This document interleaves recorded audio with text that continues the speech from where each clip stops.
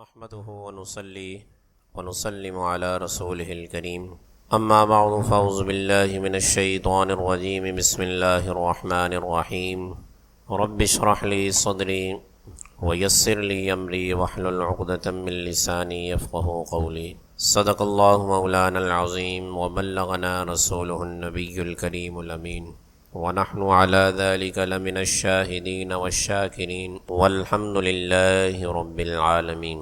درس قرآن کی آج نشست نمبر 24، 5 رکوع الحمدللہ مکمل ہو گئے ہیں، اور آج اگلے رکوع کا آغاز کریں گے۔ سورۃ البقرہ آیت نمبر 47۔ رکوع کے آغاز سے قبل اللہ کی بارگاہ میں دعا کرتا ہوں کہ مجھے حق بیان کرنے اور ہم تمام کو ایمان کی سلامتی کے ساتھ اس حق پر عمل پیرا ہونے کی توفیق عطا فرمائے۔ گزشتہ رکوع میں بھی اللہ تعالی نے بنی اسرائیل سے خطاب فرمایا تھا، اور اس رکوع میں بھی بنی اسرائیل سے ہی خطاب کیا جا رہا ہے۔ بنی اسرائیل کے حوالے سے پہلے بھی میں نے عرض کیا تھا کہ قرآن میں اللہ تعالیٰ نے جس قوم کا سب سے زیادہ ذکر فرمایا ہے وہ بنی اسرائیل ہی ہے۔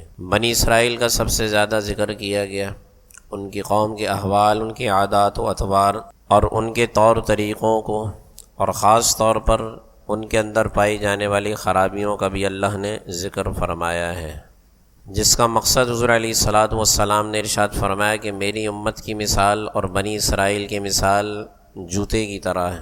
جس طرح جوتے کے 2 پاؤں ہوتے ہیں، سامنے سے الگ الگ ہوتے ہیں لیکن اگر پیچھے سے ملائے جائیں تو بالکل ایک جیسے ہوتے ہیں، تو یہ مثال دے کر آپ نے ارشاد فرمایا کہ بنی اسرائیل کی مثال اور میری امت کی مثال اسی طرح ہے کہ جس طرح جوتی کو پچھلی جانب سے ملایا جائے تو وہ ایک ہوتی ہے، اور سامنے رکھا جائے تو الگ الگ ہوتی ہے۔ کیونکہ ہمارے معاشرے میں جو خرابیاں آج کل پائی جا رہی ہیں، یہ تمام خرابیاں بنی اسرائیل میں بھی موجود تھی، اور یہاں تک حضور علیہ الصلاۃ والسلام نے اسی حدیث کے آخری حصے میں ارشاد فرمایا کہ اگر کسی شخص نے بنی اسرائیل میں سے اپنی ماں کے ساتھ زنا کیا ہوگا تو میری امت میں بھی ایسا بدبخت ہوگا کہ جو اپنی ماں کے ساتھ زنا کرے گا، معاذ اللہ ثم معاذ اللہ۔ تو اللہ تعالیٰ نے چھٹے رکوع کے آغاز سے دوبارہ بنی اسرائیل کو مخاطب فرمایا ہے۔ آیت نمبر 47 ارشاد فرمایا کہ یا بنی اسرائیل اذکروا نعمتی التی انعمت علیکم، کہ اے بنی اسرائیل اذکروا نعمتی التی، یاد کرو میری اس نعمت کو کہ جو میں نے تم پر کی ہے، انعمت علیکم، وانی فضلتکم علی العالمین، اور میں نے تمہیں تمام عالمین پر فضیلت عطا فرمائی ہے۔ پچھلے رکوع کے آغاز میں بھی اللہ تعالیٰ نے بنی اسرائیل کو مخاطب کر کے یہی الفاظ بیان فرمائے تھے کہ یا بنی اسرائیل اذکروا نعمتی التی انعمت علیکم، کہ وہاں پر بھی اللہ تعالیٰ نے اپنی ان نعمتوں کو یاد دلوایا کہ جو اللہ تعالیٰ نے بنی اسرائیل پر فرمائی، اور پھر دوبارہ اللہ تعالیٰ اسی آیت کو ذکر فرما رہا ہے اور دوبارہ اپنی نعمتوں کو یاد دلایا جا رہا ہے۔ ٹھیک ہے، اس سے علماء نے ایک تو نقطہ یہ نکالا ہے کہ دوبارہ اللہ نے اپنی نعمتوں کو یاد اس لیے دلوایا کہ بنی اسرائیل اللہ کی نعمتوں کے شکر ادا کرنے سے غافل رہی ہے۔ بنی اسرائیل، اللہ نے جو ان پر نعمتیں فرمائی ہیں، بنی اسرائیل ان کو یاد کرنے سے، ان کا حق ادا کرنے سے، ان کا شکر ادا کرنے سے غفلت میں رہی ہے۔ اسی لیے اللہ تعالی نے دوبارہ بنی اسرائیل سے یہ ارشاد فرمایا کہ میری نعمتوں کو یاد کرو جو میں نے تم پر کی ہیں۔ اچھا، اب یہاں سے ایک آپ کی اگر غلط فہمی ذہن میں آئی ہو تو اس کا میں ازالہ کر دوں۔ وہ کیا ہے کہ کوئی پڑھنے والا یہ کہے کہ بنی اسرائیل تو حضرت موسیٰ علیہ السلام کی قوم تھی، اور یہ آیت تو قرآن میں نازل ہوئی ہے۔ اللہ کیا فرما رہا ہے کہ اے بنی اسرائیل میری نعمتوں کو یاد کرو جو نعمتیں میں نے تم پر کی ہیں۔ تو نمبر 1 تو یہ ہے کہ یہ آیت مبارکہ قرآن میں نازل ہوئی، اور قرآن حضور علیہ الصلاۃ والسلام کی ذات اقدس پر، آپ کے قلب اطہر پر نازل ہوا۔ ٹھیک ہے، اور بنی اسرائیل بہت پہلے چہ جائے کہ حضور علیہ الصلوۃ والسلام تک بھی ان کی نسلیں چلتی ہوئی آ رہی. اللہ نے حضور علیہ الصلوۃ والسلام پر جب قرآن نازل فرمایا تو اس وقت یہ آیت مبارکہ نازل فرمائی، حالانکہ بنی اسرائیل تو حضرت موسیٰ علیہ السلام کی قوم تھی. تو اس کا جواب سورۃ المائدہ میں ہی اللہ تعالیٰ نے اس انداز میں بیان فرمایا کہ وَإِذْ قَالَ مُوسَىٰ لِقَوْمِهِ يَا قَوْمِ اذْكُرُوا نِعْمَةَ اللَّهِ عَلَيْكُمْ وَإِذْ قَالَ مُوسَىٰ لِقَوْمِهِ، کہ یہی بات حضرت موسیٰ علیہ الصلوۃ والسلام نے بھی اپنی امت سے اس وقت ارشاد فرمائی تھی. کیا ارشاد فرمائی؟ وَإِذْ قَالَ مُوسَىٰ، کہ جب موسیٰ علیہ الصلوۃ والسلام نے فرمایا لقومہ، اپنی قوم سے، یا قوم اذکروا نعمت اللہ، اللہ کی نعمت کو یاد کرو، اذ جعل فیکم انبیاء، اور یاد کرو کہ جب اللہ تعالی نے تمہارے درمیان ہی نبیوں کو مبعوث فرمایا. اس لیے کہ حضرت ابراہیم علیہ السلام سے لے کر حضرت عیسیٰ علیہ الصلوۃ والسلام تک جتنے نبی یکے بعد دیگرے آتے رہے، ان تمام کا تعلق بنی اسرائیل سے ہی تھا. خاندانی اور نسبی اعتبار سے وہ سب کے سب بنی اسرائیل میں سے. تو حضرت موسیٰ علیہ الصلوۃ والسلام اپنی قوم سے فرما رہے ہیں کہ اللہ کی نعمت کو یاد کرو، اور اس نعمت کو یاد کرو کیونکہ یہ بڑے اعزاز کی بات ہے نا. آج اگر کسی کے گھر میں کوئی پیر ہو نا، جیسے آج کل کے گدی نشین دادا پردادا، اس سے بھی اوپر چلے جائیں تو کوئی صاحب سلسلہ، کوئی صاحب کرامت بزرگ گزرے ہیں، تو بعد والے لوگ صرف ان کے نام کو ہی آج کل کیش کر رہے ہیں. روحانیت تو نام کی نظر نہیں آ رہی، صرف ان کی نام کی گدی، چونکہ ایک نسبت ہوتی ہے نا، ایک نسبت ہے، اور اس نسبت کی وجہ سے لوگ اس گھرانے سے اور خانوادے سے منسلک ہونے میں بھی اعزاز محسوس کر رہے ہیں. بہرحال یہ اپنی جگہ ایک شرف والی بات تو ہے. ایسے ہی کسی گھر میں اگر حافظ قرآن ہو، ایک حافظ قرآن ہو، تو اس حافظ قرآن کی نسبت سے اس کے گھر والے بھی معزز بن جاتے ہیں. عالم دین ہو تو اس عالم دین کی نسبت سے اس کے گھرانے والے، اس کے خاندان والے بھی معزز بن جاتے ہیں. ٹھیک ہے نا. تو ایسے ہی جب کسی گھرانے میں، کسی قوم میں اللہ کا نبی آ جائے تو یہ کتنے شرف والی بات ہے نا، یہ نعمت عظمیٰ ہو گئی. تو حضرت موسیٰ علیہ الصلوۃ والسلام اپنی قوم سے فرما رہے اذ جعل فیکم انبیاء، کہ جب اللہ تعالی نے تمہارے اندر نبی بنائے، وجعلکم ملوکا، اور تم کو بادشاہت بھی عطا فرمائی. کہ فرعون کی بادشاہت جب ختم ہوئی، اللہ نے فرعون اور فرعونیوں کو غرق فرمایا، تو اس کے بعد بادشاہت کس کے ہاتھ میں آئی؟ بنی اسرائیل کے ہاتھ میں آئی تھی. تو یہ بھی نعمت عظمیٰ تھی کہ اللہ نے دینی اعتبار سے بھی ان کو معزز اور اعلیٰ مقام عطا فرمایا، اور دنیاوی اعتبار سے بھی ان کو ملوکیت عطا کی گئی، بادشاہت عطا کی گئی. اور آگے فرمائے وَآتَاكُمْ مَا لَمْ يُؤْتِ أَحَدًا مِّنَ الْعَالَمِينَ، اور تمہیں جو کچھ دیا ہے، تمہیں جو کچھ بھی اللہ تعالی نے دیا ہے. یہ کون ارشاد فرما رہا ہے؟ یہ حضرت موسیٰ علیہ السلام اپنی قوم سے فرما رہے ہیں. نمبر ایک تو انہوں نے کہا نا کہ اذکروا نعمت اللہ، اللہ کی نعمت کو یاد کرو، اور اس نعمت کو یاد کرو کہ اللہ نے تمہارے اندر نبیوں کو مبعوث کیا، اور اس نعمت کو بھی یاد کرو کہ اللہ تعالی نے تمہیں بادشاہت عطا فرمائی. اور ان تمام نعمتوں کو یاد دلا کر آخر میں حضرت موسیٰ علیہ السلام اپنی قوم سے فرما رہے ہیں کہ اللہ نے جو کچھ تمہیں عطا کیا ہے وہ تمہارے مقابلے میں عالمین میں اور کسی کو عطا نہیں کیا گیا. اور اس آیت مبارکہ میں بھی سورۃ البقرہ آیت نمبر 47 اللہ نے آخر کے الفاظ میں یہی بات ارشاد فرمائی. پہلے ارشاد فرمایا کہ یا بنی اسرائیل اذکروا نعمتی التی انعمت علیکم، کہ اے بنی اسرائیل میری اس نعمت کو یاد کرو جو میں نے تم پر کی ہے، اور وَأَنِّي فَضَّلْتُكُمْ عَلَى الْعَالَمِينَ، اور میں نے تمہیں تمام عالمین پر فضیلت عطا فرمائی ہے. اس آیت میں اللہ نے جو فرمایا نا کہ تمہیں تمام عالمین پر فضیلت عطا فرمائی ہے، تو یہاں سے بھی ایک سوال یہ پیدا ہوتا ہے کہ اللہ تعالی نے تمام امتوں میں سب سے افضل امت کس کو قرار دیا ہے؟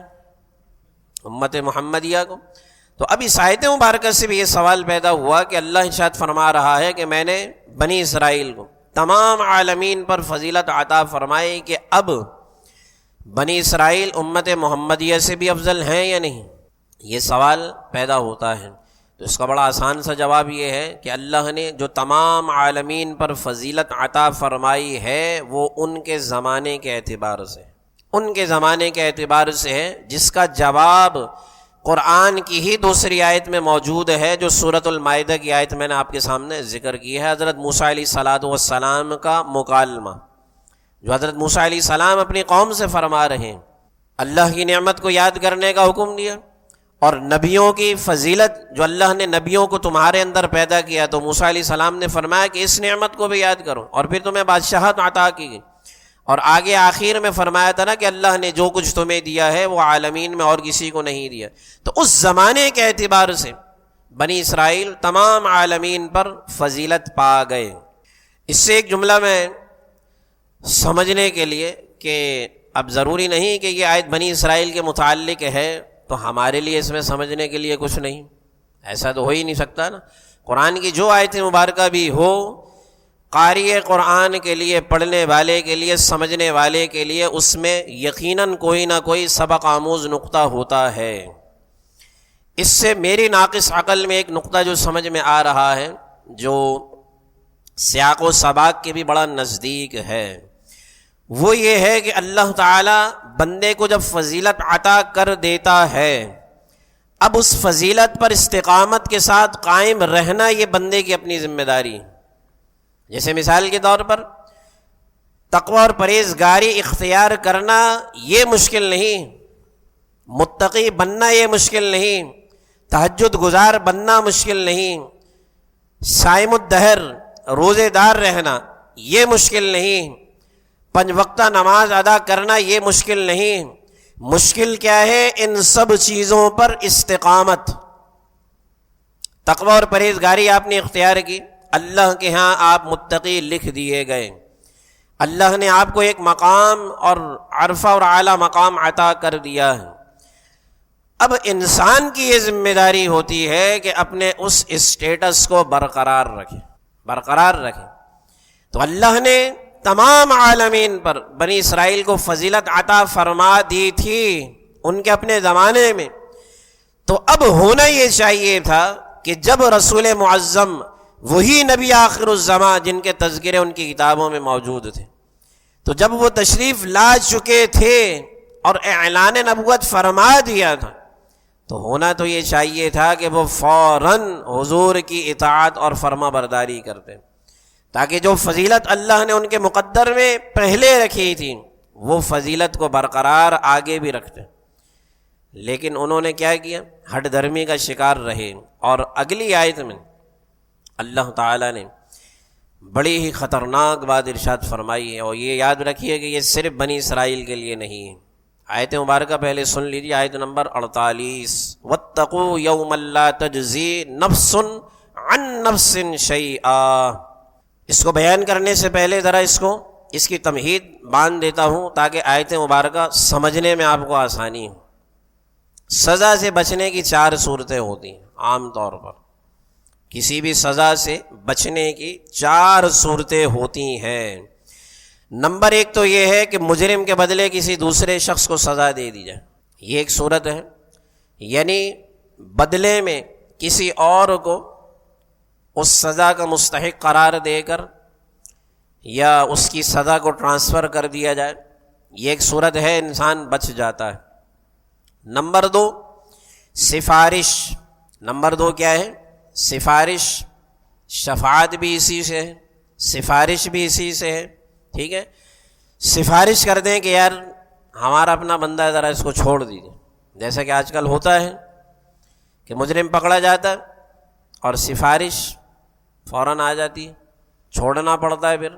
تو دوسری صورت سفارش ہے نا، سفارش کے ذریعے سزا یافتہ مجرم بچنے کی ترکیب بنا لیتا ہے۔ تیسری کیا ہے؟ فدیہ، جو قرآن میں مقرر کیا گیا ہے۔ فدیہ قتل کیا ہے تو اس کا فدیہ اگر وارث قبول کر لیں تو وہ فدیہ دے کر، قصاص دے کر چھوٹ جائے گا۔ یا کوئی اور اس نے ویسا جرم کیا ہے قتل کے علاوہ تو اس میں بھی فدیہ مقرر کیے گئے نا، ٹھیک ہے، قصاص مقرر کیا گیا کہ وہ بدلے میں رقم دے دے، کوئی چیز دے دے، کوئی ایسی قیمتی چیز دے دے جو اس سزا کا بدل بن سکے، وہ فدیہ کہلاتا ہے۔ تو اس کی صورت میں سزا معاف ہو جاتی ہے، یہ تیسری صورت ہے۔ چوتھی صورت کیا ہے کہ زور دے کر مجرم کو بچا لیا جائے، زور دے کر مجرم کو بتا لیا جائے کہ اس کی مدد کر دی جائے زور ڈال کر۔ یہ چار صورتیں ہیں نا، سمجھ میں آ گئی؟ اب یہ قرآن کی آیت مبارکہ سورہ بقرہ آیت نمبر 48 سنیے۔ اللہ نے یہ چاروں صورتیں اس آیت میں بیان کی۔ تذکرہ بنی اسرائیل کا چل رہا ہے، لیکن ہمارے لیے بھی اس میں سبق ہے، ہمارے لیے بھی اس میں سبق ہے کہ ان چار چیزوں میں سے کوئی بھی صورت بچنے کی انسان کے لیے نہیں ہوگی قیامت کے دن۔ اللہ فرماتا ہے واتقوا یوما لا تجزی نفس عن نفس شیئا، ڈرو اس دن سے، ڈرو اس دن سے، لا تجزی نفس عن نفس شیئا، کہ جب کسی کو کسی کے بدلے میں سزا نہیں دی جائے گی، کسی کو بھی کسی کے بدلے میں سزا نہیں دی جائے گی۔ دنیا میں تو یہ چکر لوگ چلا لیتے ہیں نا کہ ظالم کی سزا بے گناہ مظلوم کاٹ رہا ہے۔ آج اس معاشرے میں بھی ہو رہا ہے کہ ظلم کسی اور نے کیا ہے، لیکن اس کے بدلے سزا جو ہے وہ مظلوم اور بیچارہ جو غریب ہے وہ اس ظالم کے ظلم کی سزا مظلوم کاٹ رہا ہے۔ تو اللہ ارشاد فرماتا ہے یہ دنیا میں سب جھمیلے تم نے کر لیے، لیکن اس دن سے ڈرو، نفس عن نفس شیئا، کہ جس دن کسی بھی مجرم کو کسی کے بدلے سزا نہیں ہوگی۔ ولا يقبل منها شفاعہ، اور نہ ہی کسی کی سفارش قبول کی جائے گی، نہ ہی کسی کی سفارش قبول کی جائے گی۔ ولا يؤخذ منها عدل، اور اس دن کسی کا فدیہ بھی قبول نہیں کیا جائے گا۔ اس فدیے کی بھی کیا اعلیٰ مثال اللہ نے سورہ آل عمران کی میں اگر بات کروں تو وہاں پر تو اللہ نے ملء الارض کا لفظ ارشاد فرمایا ہے، ملء الارض ذهبا ولو افتدى به، تیسرے سپارے کی آخری آیت۔ اللہ نے تو فدیے کی کیا مثال دے کر بیان فرمایا کفار کے متعلق، فرمایا کہ اگر زمین بھر زمین کی پیمائش آپ کریں اور ہر مقام پر سونا رکھیں، آپ ہر مقام پر، جیسے اس مسجد کی مثال لے لیں، اگر ہر جگہ سونا رکھا جائے تو صرف اس ہال میں ہی کتنا سونا بھر جائے گا، پھر صحن، پھر بالائی صحن، پھر باہر۔ یعنی اللہ فرماتا ہے کہ کفار سے کہ یہ پوری زمین تم سونے سے بھر دو، پوری زمین، ملء الارض، پوری زمین تم سونے سے بھر دو، اور اپنے کردہ گناہوں کو اس کے بدلے میں فدیے کے طور پر بھی دو، تو اللہ فرماتا ہے کہ ہم قیامت کے دن تم سے وہ بھی قبول نہیں کریں گے۔ زمین برابر سونا، آپ اندازہ لگائیے کہ تاریخ انسانی میں کوئی اتنا مالدار نہیں گزرا ہے۔ جو بڑے بڑے مالدار مشہور ہیں نا، جیسے قارون، اور آج کے ملینئر جو بڑے بڑے دنیا میں آپ دیکھتے ہیں نا کہ جو سب سے زیادہ مالدار ہیں، لیکن ان کا مال بھی اتنا نہیں کہ اگر ان کے مال کو پھیلا کر رکھا جائے تو پوری زمین وہ بھر دیں۔ تو اللہ ارشاد فرماتا ہے کہ قیامت کے دن اگر وہ زمین برابر سونا بھی ہمیں اس فدیے کے طور پر دیں کہ جو سزا ان کے لیے مقرر ہے وہ سزا سے بچ جائیں، تو اللہ ارشاد فرماتا ہے کہ ہرگز ان کا فدیہ قبول نہیں کیا جائے گا۔ تو جب زمین برابر فدیہ اللہ قبول نہیں کرے گا تو تھوڑا فدیہ کیسے قبول ہو سکتا، تھوڑا فدیہ کیسے قبول ہو سکتا؟ تو اللہ ارشاد فرماتا ہے وَلَا يُؤْخَذُ مِنْهَا عَدْلٌ، کہ ان سے ہرگز ان کا فدیہ بھی قبول نہیں کیا جائے گا۔ وَلَا يُؤْخَذُ مِنْهَا عَدْلٌ وَلَا هُمْ يُنصَرُونَ، اور ہرگز ان کی مدد بھی نہیں کی جائے گی۔ تو یہ چار صورتیں اللہ تعالی نے اس آیت مبارکہ میں بیان فرمائی، اور یہ خطاب کس سے ہے؟ بنی اسرائیل سے۔ یہ پورا رکوع، پچھلا بھی پورا رکوع، یہ والا بھی پورا رکوع بنی اسرائیل سے اللہ تعالی نے، اور یہ صرف ایک رکوع پر محیط نہیں ہے، بنی اسرائیل کے حالات و واقعات اب آگے بنی اسرائیل کے ہی حالات و واقعات چلتے رہیں گے، بڑے دلچسپ بھی ہیں اور سبق آموز بھی ہیں کیونکہ یہ صرف قصے کہانیاں نہیں، قرآن میں اللہ تعالیٰ نے جو ان افراد کے تذکرے فرمائے ہیں وہ قصے کہانیوں پر مبنی نہیں کہ ہم قصے کہانیاں سمجھ کر لیلا مجنو کی کہانیاں جیسے معاذ اللہ ہم سنتے ہیں، قرآن سے تو معاذ اللہ ان کی مثالیں ہو ہی نہیں سکتی، لیکن ایک تمثیل عرض کر رہا ہوں کہ جس طرح ہم قصے کہانیاں سنتے ہیں تو ہم یہ سمجھ کر ان واقعات کو پڑھیں یا سمجھیں کہ یہ بھی ایک کہانیاں ہی ہیں، ہرگز نہیں، بلکہ اللہ تعالیٰ نے فرمایا نا کہ وَتِلْكَ الْأَمْثَالُ نَضْرِبُهَا لِلنَّاسِ، کہ یہ مثالیں ہیں جو ہم لوگوں کے لیے بیان کرتے ہیں۔ تو یہ مثالیں کس لیے بیان کی گئی؟ صرف یہ نہیں کہ ان کے حالات و واقعات پڑھیں، جیسا کہ کفار بھی یہ الزام لگایا کرتے تھے اساطیر الاولین، وہ کیا کہتے تھے کہ اس قرآن میں تو پچھلے لوگوں کے قصے موجود ہیں، کہتے تھے کہ ہم اس پر ایمان لے کر آئیں، اس کتاب میں تو پچھلی قوموں کے قصے، کیونکہ سب سے زیادہ اللہ تعالیٰ نے پچھلی قوموں کے احوال کو مکی صورتوں میں بیان کیا ہے، مکی صورتوں میں، ٹھیک ہے، مدنی صورتوں میں اور مکی صورتوں کا فرق میں نے بالکل پہلی نشست میں نے سمجھایا تھا، ہماری ہر نشست ریکارڈ ہوتی ہے تو اگر کسی نے نہیں سنی تو آپ وہ سن سکتے ہیں، تو اس میں مکی اور مدنی صورتوں کا فرق، ان کے مضامین کا فرق، ان کے شان نزول کا فرق، تو یہ فرق سمجھنے کے لیے قرآن سمجھنا ذرا آسان ہو جاتا، یہ فرق اگر ہمیں معلوم ہو نا تو قرآن کی آیات، اس کا سیاق و سباق، اس کا پس منظر ذرا آسان ہو جاتا ہے کہ یہ آیت مبارکہ کہاں نازل ہوئی۔ اب یہ جو سورہ مبارکہ ہم سمجھ رہے ہیں سورہ بقرہ، یہ مدنی صورت ہے، مدنی صورتوں میں بھی اللہ نے احوال بیان کیے ہیں، لیکن وہیں مدنی صورتوں میں معاملات اور عبادات، ان چیزوں کا تذکرہ اللہ نے زیادہ کیا ہے مدنی صورتوں میں، ٹھیک ہے۔ اب یہاں پر اللہ تعالی نے شفاعت کی بات کی، وَلَا يُقْبَلُ مِنْهَا شَفَاعَةٌ، کہ ان سے شفاعت قبول نہیں کی جائے گی، ٹھیک ہے۔ اب اس آیت سے بظاہر یہ معلوم ہوتا ہے کہ مجرموں کی شفاعت جائز نہیں، قرآن کا ظاہری مفہوم جو سمجھ میں آ رہا ہے۔ دیکھیں، قرآن کو سمجھنے کے لیے سب سے پہلی جو تفسیر کی صورت میں نے عرض کی تھی، جو کتابوں میں اصول تفسیر بیان کیے گئے ہیں، وہاں پر یہ بات بیان کی گئی ہے کہ سب سے افضل تفسیر تفسیر القرآن بالقرآن ہوتی، تفسیر القرآن بالقرآن، یعنی قرآن کی تفسیر قرآن کی ہی آیت سے بیان کی جائے، یہ سب سے افضل تفسیر کہلاتی ہے اصول تفسیر کے حساب سے، ٹھیک ہے۔ تو اب اس آیت سے بظاہر یہ معلوم ہوتا ہے کہ مجرموں کی شفاعت قبول نہیں کی جائے گی۔ اللہ نے فرمایا نا کہ وَلَا يُقْبَلُ مِنْهَا شَفَاعَةٌ، کہ مجرموں کی شفاعت قبول نہیں کی جائے گی، لیکن جب اس معاملے میں ہم قرآن کی دیگر آیات کا مطالعہ کرتے ہیں تو وہیں دیگر آیات سے ہمیں یہ بات پتہ چلتی ہے کہ اللہ تعالی شفاعت قبول فرمائے گا۔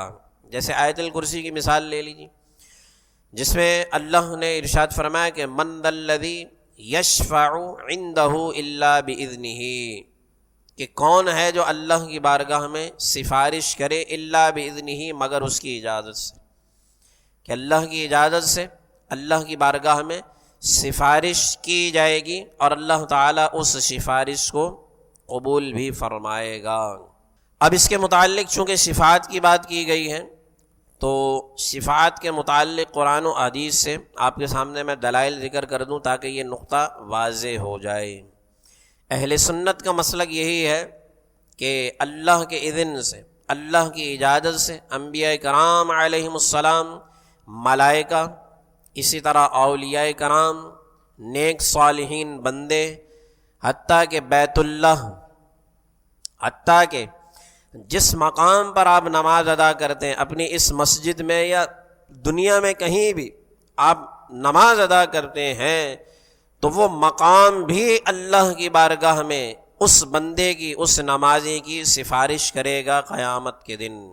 لیکن حضور علیہ الصلاۃ والسلام کو اللہ تعالی نے اس منصب میں بھی ایک الگ ہی مقام عطا فرمایا ہے، شفاعت کے معاملے میں بھی، اور کئی شفاعت کی اقسام ایسی ہیں جو صرف حضور علیہ الصلاۃ والسلام کا ہی خاصہ ہے۔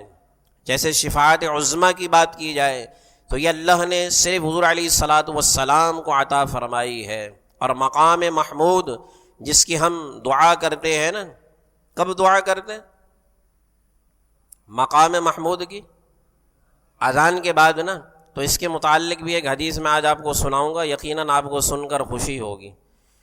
اور اگر پہلے کبھی غفلت برت دیتے تھے مجھ سمیت، تو انشاءاللہ اس حدیث کے بعد ہم غفلت نہیں برتیں گے اور مقام محمود کی دعا کریں گے. کیونکہ حضور نے بڑی پیاری بات ارشاد فرمائی ہے کہ جو امتی بھی حضور کے لیے مقام محمود کی دعا کریں کہ یا اللہ، حضور علیہ السلام کو کیا کہتے ہیں نا کہ آتی سیدنا محمدن الوسیلۃ والفضیلہ والدرجۃ الرفیعہ، کہ اس مقام کی دعا جو امتی کرے، تو حضور علیہ الصلوۃ والسلام نے اس کے لیے کیا خوشخبری بیان کی ہے. لیکن اس سے پہلے شفاعت کے متعلق قرآن کی آیت مبارکہ آپ سمجھ لیجئے کہ شفاعت کا ذکر اللہ تعالی نے قرآن میں مختلف مقامات پر کیا ہے.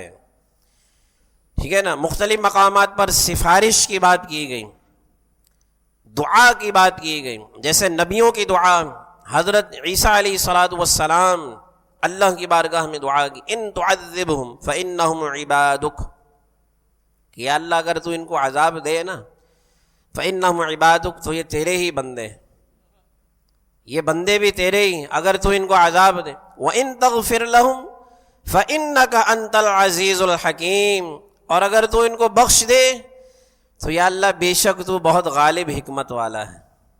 آپ انداز دیکھیے کہ نبی جب دعا کرتا ہے اللہ کی بارگاہ میں، نبی جب سفارش کرتا ہے تو اس سفارش کرنے کا، دعا کرنے کا انداز کیسا ہوتا ہے.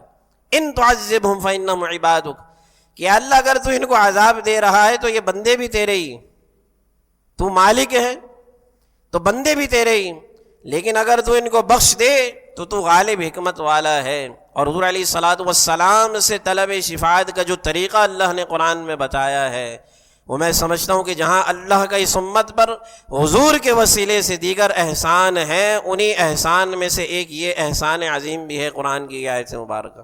آیت درود بھی اگر ہم بات کریں نا، تو آیت درود بھی اللہ کے احسان عظیم میں سے ایک احسان ہے. آیت درود جو اللہ نے قرآن میں نازل فرمائی، تو انہی احسان میں سے ایک یہ طلب شفاعت کی آیت. اور انداز دیکھیں، وَلَوْ أَنَّهُمْ إِذ ظَّلَمُوا أَنفُسَهُمْ جَاءُوكَ فَاسْتَغْفَرُوا اللَّهَ. اب معافی تو اللہ نے دینی ہوتی ہے نا، اس کا ذکر بھی سورہ آل عمران میں موجود ہے. وَمَن يَغْفِرُ الذُّنُوبَ إِلَّا اللَّهُ، اللہ پوچھتا ہے کہ کون ہے جو تمہارے گناہوں کو بخشنے والا ہے.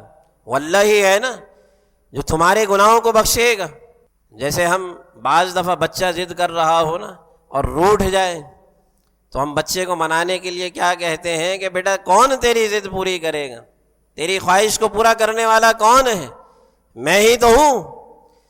تو اسی انداز کا اللہ تعالیٰ بھی اپنا رہا ہے، وَمَن يَغْفِرُ الذُّنُوبَ إِلَّا اللَّهُ، کہ تمہارے گناہوں کو بخشنے والا کون ہے، اللہ ہی تو ہے.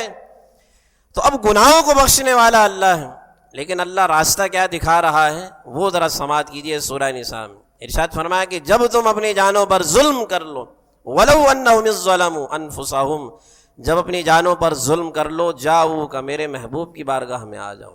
حضور تو رحمت للعالمین ہے نا، اللہ بھی چاہتا ہے کہ میرے محبوب کے امتی جب مغفرت کی دعا میری بارگاہ میں کریں تو ساتھ میں میرے محبوب کی سفارش بھی لے کر آئیں. جب سفارش لے کر آئیں گے تو آگے تاکیدی الفاظ اللہ نے بیان فرمائے. صرف یہ نہیں کہ میرے محبوب کی بارگاہ میں آؤ اور اللہ سے مغفرت طلب کرو. اسی آیت مبارکہ سے علماء نے استدلال کیا ہے کہ کسی بھی صاحب مزار پر جب آپ جائیں تو دعا تو اللہ سے ہی کرنی ہوتی. ہمارے عوام الناس میں یہ بھی ایک بڑی غلط فہمی پائی جاتی، اور اسی وجہ سے منکرین معترضین جو ہے ہم پر اعتراض کرتے ہیں، اور ہمارے پاس اعتراض کا جواب نہیں ہوتا، ہم بغلے جاتے ہیں. کیونکہ ہم نے تو محفل نعتوں پر خرچے کرنے ہیں نا، صرف علماء ہم نے تیار نہیں کرنے، علماء ہم نے تیار نہیں کرنے. نعت خواہ ہم تیار کیے جا رہے ہیں، نعت اکیڈمی چل رہی ہیں، ان میں لوگ ڈونیشن بھی دے رہے ہیں اور بڑا اعزاز سمجھ کر نعت خواہ تیار کیے جا رہے ہیں. علماء کب تیار ہوں گے؟ ہم میں اور دیگر مسلک کے لوگوں میں ایک سب سے بڑا فرق یہ، ہمارے ہاں نعت خواہ تیار ہو رہے ہیں، ان کے ہاں علماء تیار ہو رہے ہیں. ہوتا کیا ہے کہ نعت خواہ تو بڑا اچھا ہوتا ہے لیکن علم کی کمی ہوتی. اس کی وجہ سے پھر کیا ہے، عوام الناس جو ان نعت خوانوں کی نعتیں سن کر خوش گمانی کے اتنی اعلیٰ منزلوں پر ہوتے ہیں، بس سمجھتے ہیں کہ بس یہ سانس ٹوٹنے کی دیر ہے، ہم تو ابھی بھی مدینے میں ہی بیٹھے ہوئے ہیں، ہم تو ابھی بھی جنت کی سیر کر رہے ہیں۔ تو ان پر جب یہ مسلکی دوسرے مسالک کے لوگ علمی اعتراضات کرتے ہیں تو عوام الناس کے پاس جواب نہیں ہوتے، تو اس کی وجہ سے پھر ہمارے استاد کہتے ہیں بغلیں جھانکنا، بغلے جیسے بندہ پھر یوں دیکھے نا، مطلب بغلیں جھانکتے رہتے ہیں، جواب نہیں بنتا۔ تو ضرورت اس بات کی ہے میرے بھائیوں، اس بات کو بڑا سمجھا کریں، بڑا مجھے دکھ و تکلیف ہوتی ہے ان باتوں پر۔ علماء تیار کریں، علماء کی صحبت اختیار کریں۔ نعت خوانی یقیناً ایک منصب اعلیٰ ہے اور ورفعنا لک ذکرک کی ایک صورت ہے، اور ان اللہ و ملائکتہ یصلون علی النبی پر بھی عمل ہے، لیکن منصب رسالت کیا ہے؟ جو حضور کا منصب تھا نا، اس کو ہمیں سمجھنا ضروری ہے، ٹھیک ہے؟ تو اب کیا ہے کہ لوگ مزارات پر جاتے ہیں، مزارات کو چوم رہے ہیں، اتنا جھک جاتے ہیں کہ دیکھنے والے کو رکوع محسوس ہوتا ہے۔ زندہ انسان کے سامنے بھی اتنا جھکنے سے منع کیا گیا ہے کہ دیکھنے والے کو ایسا لگے کہ رکوع ہے۔ والدین کی عزت تکریم یہ سب پر لازم ہے، لیکن ان کے سامنے بھی اتنا جھکنا منع ہے، ٹھیک ہے؟ ایک آپ ویسے ادباً جھک رہے ہیں، ان کے ہاتھ چوم رہے ہیں، ان کے قدموں کو چوم رہے ہیں، وہ ایک الگ چیز ہے۔ تو چہ جائے کہ قبروں کے سامنے جھکنا، ان کو چومنا، یہ منع ہے۔ اور خاص طور پر جس مسلک کی ہم بات کرتے ہیں، جس کے ہم علم بردار بنے ہوئے ہیں نا، مسلک اعلیٰ حضرت، آج حضرت نے اعلان فرمایا نا کہ اعلیٰ حضرت کے عرس کے سلسلے میں آپ کے یہاں محفل بھی ہے، تو عرس اعلیٰ حضرت تو ہم کر رہے ہیں، مسلک اعلیٰ حضرت کے ہم علم بردار بھی ہیں، لیکن ہمیں معلوم ہے کہ اعلیٰ حضرت کی تعلیمات کیا ہیں۔ فتاوی رضویہ میں حضرت نے ہی، جن اعلیٰ حضرت کی ہم بات کر رہے ہیں، انہوں نے ہی منع کیا ہے کہ قبر سے 4 فٹ دور کھڑے ہونا ہے۔ آپ نے جب کسی صاحب مزار پہ جائیں تو 4 فٹ دور کھڑے ہو کر آپ سلام پیش کریں گے۔ قبر کو چومنے سے اعلیٰ حضرت نے بھی منع کیا ہے، اور یہ چادروں کے نذرانے لوگ لے جاتے ہیں حضرت، میں نے تو 12 مرتبہ اس پہ بھی منع کیا ہے، چادروں کی لوگ منت مان لیتے۔ تو بہرحال گفتگو ہماری کہیں اور جا رہی ہے، آ جائیے دوبارہ۔ صاحب مزار پر جب بھی آپ جائیں تو دعا اپنے اللہ سے ہی کرنی ہے۔ وسیلہ آپ ان کا پیش کر سکتے ہیں، ان کا وسیلہ کہ یا اللہ یہ تیرے محبوب بندے ہیں، ان کے پاس میں آیا ہوں، ان کا جو مقام تیری بارگاہ میں، اس وسیلے سے تیری بارگاہ میں دعا کرتا ہوں کہ میرے اس کام کو، میری اس مشکل کو آسان فرما دے۔ یہ دعا کا طریقہ ہے۔ اب حضور علیہ الصلوۃ والسلام کے متعلق آپ سے بڑا اس پوری کائنات میں کوئی ہو سکتا ہے؟ حضور سے بڑا ہے کوئی؟ اللہ کی تمام مخلوقات میں، اللہ کے قرب میں اگر کسی کی جگہ ہے تو صرف حضور علیہ الصلوۃ والسلام ہی ہیں کہ جن کو قاب قوسین کا درجہ اللہ نے عطا فرمایا ہے، اور پھر قاب قوسین تک محدود نہیں فرمایا، او ادنا فرمایا کہ میرے اور قریب آئیے، اور قریب آئیے۔ یہ درجہ صرف حضور علیہ الصلوۃ والسلام کو اللہ نے عطا فرمایا ہے۔ تو اب حضور کے متعلق اللہ کیا ارشاد فرما رہا ہے؟ جاؤ کا فاستغفر اللہ، کہ میرے محبوب کی بارگاہ میں آؤ اور استغفار مجھ سے طلب کرو۔ واستغفر لهم الرسول، جب تم میرے محبوب کی بارگاہ میں آ کر مجھ سے استغفار طلب کرو گے تو رسول بھی تمہاری سفارش کریں گے۔ واستغفر لهم الرسول، اور جب رسول تمہاری سفارش کر دیں گے میری بارگاہ میں، لوجد اللہ توابا رحیما، تو تم ضرور اللہ کو بہت زیادہ بخشنے والا اور مہربان پاؤ۔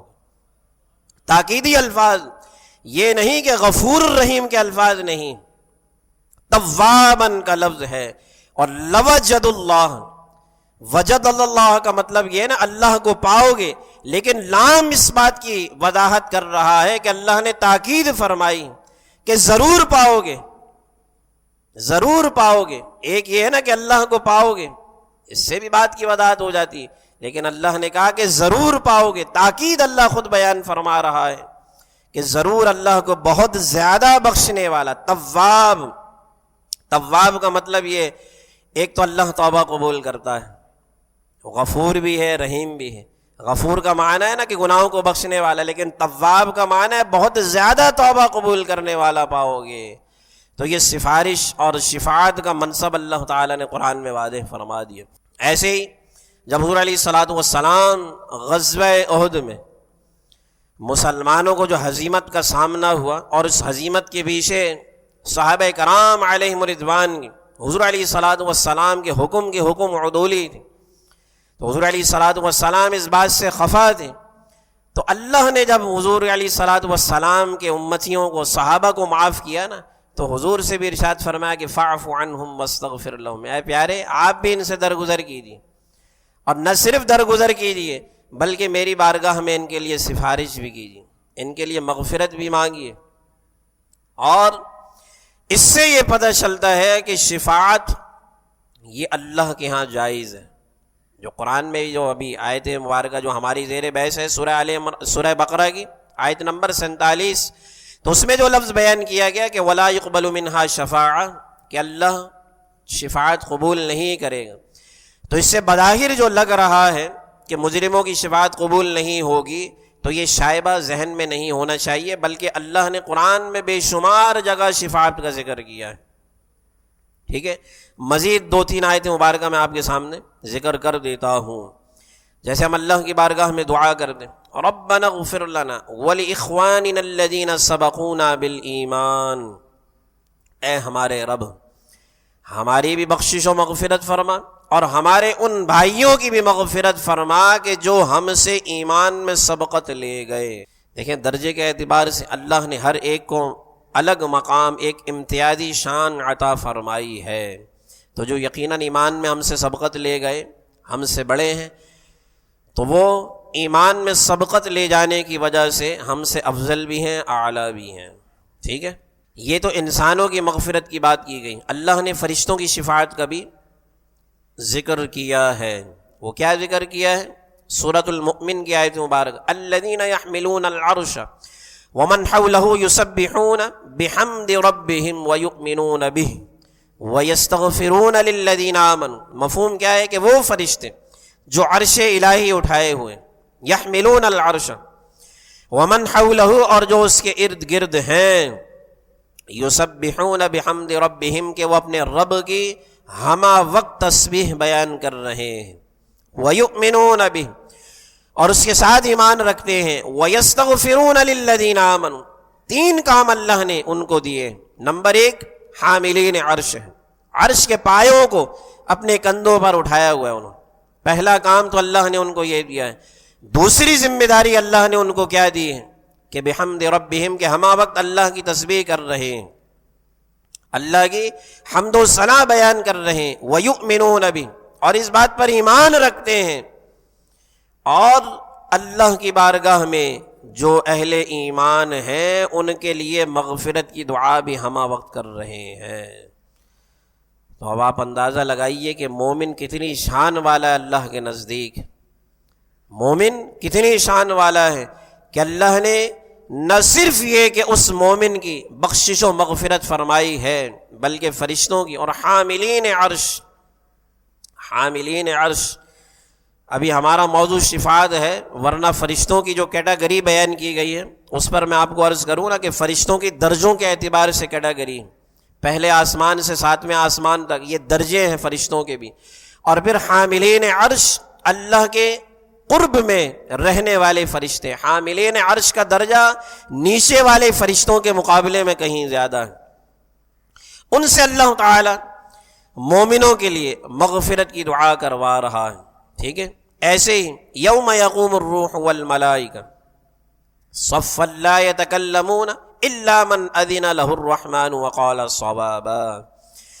فرمایا کہ جس دن جبرائیل اور عام فرشتے صف باندھے کھڑے ہوں گے، اس دن اللہ کے حضور وہی بات کر سکے گا، اللہ کے حضور الا من اذن له، وہی بات کر سکے گا کہ جس کو رحمان اجازت دے گا بات کرنے کی۔ اور رحمان کس کو اجازت دے گا وہ ابھی حدیث آپ کے سامنے میں عرض کرنے ہی والا ہوں کہ جس کو رحمان اجازت دے گا۔ اور رحمان کس کو اجازت دے گا؟ بخاری شریف کی حدیث مبارکہ، حضور اپنی امت سے کتنا پیار کرتے، اور ہم کیا حق ادا کر رہے ہیں؟ ہم نے کیا حق ادا کیا اپنے امتی ہونے کا؟ ہم تو حضور کا نام بھی گن گن کر لیتے ہیں، یعنی درود بھی پڑھیں گے تو گن گن کر، اور نمازوں کا حال کیسا ہے وہ ہر بندہ بخوبی جانتا ہے۔ اور نماز و درود کے علاوہ دیگر اسلام کے جو احکامات ہیں ان میں ہماری اطاعت کا کیا معاملہ ہے، وہ بھی ہم سے ہمارا معاملہ ڈھکا چھپا نہیں ہے۔ بخاری شریف کے حدیث مبارکہ حضرت انس رضی اللہ عنہ روایت کرتے ہیں کہ رسول معظم صلی اللہ علیہ وآلہ وسلم قیامت کے دن اللہ کی بارگاہ میں سجدہ ریز ہوں گے۔ اللہ اکبر، اللہ کی بارگاہ میں سجدہ ریز ہوں گے۔ آگے عرض کرتے ہیں کہ اللہ جب تک چاہے گا میں سجدے میں رہوں گا، ٹھیک ہے۔ پھر اللہ ارشاد فرمائے گا کہ اے پیارے سر اٹھائیے، اے پیارے اٹھیے، جو مانگیں گے عطا کیا جائے گا، شفاعت کریں گے شفاعت قبول کی جائے گی۔ تو حضور علیہ الصلوۃ والسلام بیان فرماتے ہیں کہ جب اللہ کی جانب سے حکم ہوگا تو پھر میں اللہ کی ایسی حمد و ثنا بیان کروں گا کہ جو آج سے پہلے کسی نے نہیں کی ہوگی۔ جو اللہ مجھے تعلیم فرمائے گا، اللہ جو مجھے تعلیم فرمائے گا وہ حمد و ثنا میں اللہ کی بارگاہ میں کروں گا، ٹھیک ہے۔ اور پھر اللہ تعالی میری شفاعت گناہ گاروں کے حق میں قبول کرے گا، اور میرے لیے ایک حد مقرر کی جائے گی، پھر میں گناہ گاروں کو جہنم سے نکال کر جنت میں داخل کروں گا۔ یہ ایک معاملہ ہو گیا۔ حضور کہتے ہیں میں پھر سجدے میں چلا جاؤں گا، میں پھر سجدے میں چلا جاؤں گا، پھر اللہ تعالیٰ جب تک چاہے گا میں سجدے میں رہوں گا۔ پھر حضور علیہ الصلوۃ والسلام بیان کرتے ہیں کہ اللہ ارشاد فرمائے گا کہ اے پیارے اٹھیے، سر اٹھائیے، جو مانگیں گے عطا کیا جائے گا، شفاعت کریں گے تو آپ کی شفاعت قبول کی جائے گی۔ تو حضور علیہ الصلوۃ والسلام ارشاد فرماتے ہیں کہ میں دوبارہ شفاعت کروں گا، اور کہتے ہیں کہ 3 یا 4 بار اسی عمل کو دہراؤں گا، حتیٰ کہ جہنم میں صرف وہی لوگ رہ جائیں گے کہ جن کو قرآن نے جہنم میں روک کر رکھا ہوگا۔ مطلب کیا ہے کہ قرآن میں جن افراد کے بارے میں ہے نا کہ جن پر جن اعمال کا ذکر قرآن میں کیا گیا ہے کہ ان اعمال پر ان پر جہنم واجب ہو جائے گی، اور خالدین فیہا کے الفاظ بیان کیے گئے، تو حضور فرماتے ہیں کہ حتیٰ کہ وہ افراد جہنم میں رہ جائیں گے کہ جن کو قرآن نے روکا ہوگا۔ ایسے ہی حضور علیہ الصلوۃ والسلام نے ایک مرتبہ حضرت ابراہیم علیہ الصلوۃ والسلام کی وہ دعا جو سورہ ابراہیم میں ذکر کی گئی، رب انہن اضللن کثیرا، اس کو ذکر کیا، اور حضرت عیسیٰ علیہ الصلوۃ والسلام کی اس دعا کو ان تعذبہم فإنہم عبادک وإن تستغفر لہم فإنک انت العزیز الحکیم۔ اس آیت مبارکہ کی تلاوت کی، ٹھیک ہے، اور پھر اللہ کی بارگاہ میں فقط اتنا عرض کیا کہ میری امت میری امت میری امت۔ یہ عرض کرنے کے بعد حضور علیہ الصلوۃ والسلام زار و قطار رونے لگے، اور آپ پر گریہ طاری ہو گئی، حتیٰ کہ آپ کی ہچکی بن گئی اور آپ سے الفاظ نہ نکلے۔ جب اللہ کریم نے آپ کی یہ حالت دیکھی تو جبریل امین کو آپ کے پاس بھیجا۔ حدیث کے الفاظ ہے نا، جبریل امین کو بھیجا، حالانکہ اللہ جانتا ہے، حالانکہ اللہ جانتا ہے، لیکن جبریل امین کو حضور علیہ الصلوۃ والسلام کی خدمت میں بھیجا گیا کہ جا کر میرے پیارے سے پوچھو کہ میرے پیارے کو کس بات نے رلا دیا ہے، میرے پیارے کو کس بات نے رلا دیا ہے۔ حضرت جبریل امین حضور علیہ الصلوۃ والسلام کے پاس آئیں اور آپ سے دریافت کیا کہ کیا معاملہ ہے۔ حضور علیہ الصلوۃ والسلام نے انہیں خبر دی۔ پھر جبرائیل اللہ کی بارگاہ میں جا کر پورا معاملہ عرض کریں گے، حالانکہ اللہ جانتا ہے، حالانکہ اللہ خوب جاننے والا ہے۔ تو اللہ تعالیٰ نے جبرائیل علیہ الصلوۃ والسلام کو حکم دیا کہ حضور علیہ الصلوۃ والسلام کے پاس جاؤ اور ان کو میرا پیغام دے دو کہ ہم آپ کو آپ کی امت کے بارے میں راضی کر دیں گے، ہم آپ کو آپ کی امت کے بارے میں راضی کریں گے اور رنجیدہ نہیں ہونے دیں گے۔ اور اس کے متعلق بعض دفعہ جب حضور علیہ الصلوۃ والسلام سے سوال کیا نا، اور قرآن کی آیت مبارکہ سورہ والضحیٰ کی جس کا ذکر، جس کا مفہوم کیا ہے، وَلَسَوْفَ يُعْطِيكَ رَبُّكَ فَتَرْضَىٰ، کہ اللہ نے ارشاد فرمایا کہ عن قریب ہم آپ کو اتنا عطا کریں گے کہ آپ راضی ہو جائیں گے۔ تو آپ سے پوچھا گیا نا کہ یا رسول اللہ صلی اللہ علیہ وسلم کہ آپ کب راضی ہوں گے، آپ کب راضی ہوں گے؟ تو حضور علیہ الصلوۃ والسلام نے ارشاد فرمایا کہ جب تک میرا ایک امتی بھی جہنم میں ہوگا میں اس وقت تک بھی راضی نہیں ہوں گا، سوائے ان افراد کے جو بخاری شریف کی حدیث کا آخری حصہ ہے، سوائے ان افراد کے کہ جن کو قرآن نے جہنم میں روک کر رکھا ہے، جن کو قرآن نے روک کر رکھا ہے، جیسے شرک کا معاملہ ہے، اور اس کی وضاحت تو اللہ نے قرآن میں ہی بیان فرمائی ہے نا، ان اللہ لا یغفر ان یشرک بہ ویغفر ما دون ذلک لمن یشاء، کہ اللہ فرماتا ہے کہ بے شک میں شرک جیسے عظیم گناہ کو معاف نہیں کروں گا، لیکن اس کے علاوہ جس کی بھی چاہے بخشش و مغفرت فرما دوں۔ ایک اور موقع پر حضور علیہ الصلوۃ والسلام نے ارشاد فرمایا کہ اللہ نے مجھے دو اختیار دیے، اللہ نے مجھے دو اختیار دیے۔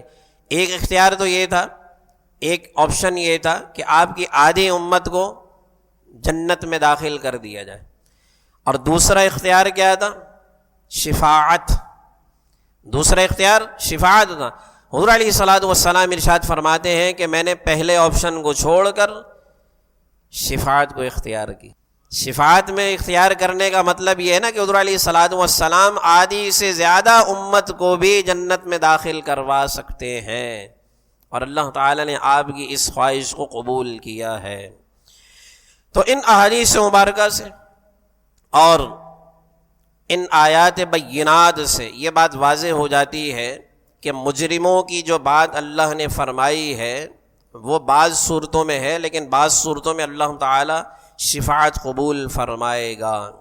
آخر میں عبداللہ بن عمرو بن العاص رضی اللہ عنہ جو بیان کرتے ہیں نا کہ مسلم شریف کے حدیث مبارکہ مقام رفیع کی دعا کرنے والا، بڑی پیاری حدیث مبارکہ، یقین کریں۔ حضور علیہ الصلوۃ والسلام ارشاد فرماتے ہیں کہ جب تم مؤذن کی اذان کی آواز سنو، ٹھیک ہے، اور اذان کی آواز سنو تو اس کے کلمات کو دہراؤ اور پھر مجھ پر درود شریف پڑھو۔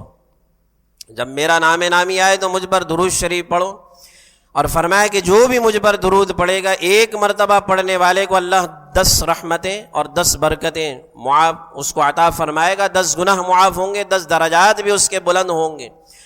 اور مفہوم کیا ہے کہ جب اذان ختم ہو جائے اور اذان کے بعد اذان سننے والا بھی یا جو مسلمان بھی میرے لیے مقام رفیع کی دعا کرے اور اللہ کی بارگاہ میں عرض کرے کہ یا اللہ آتی سیدنا محمد الوسیلۃ والفضیلہ والدرجۃ الرفیع، کہ جو مقام رفیع اور مقام محمود کی دعا میرے لیے کرے تو فرمایا کہ اس شخص کے لیے میری شفاعت قیامت کے دن واجب ہو جائے گی، مجھ پر واجب ہوگا کہ میں اس امتی کی شفاعت قیامت کے دن کروں کہ جس نے دنیا میں میرے لیے مقام محمود اور مقام رفیع کی دعا کی ہوگی۔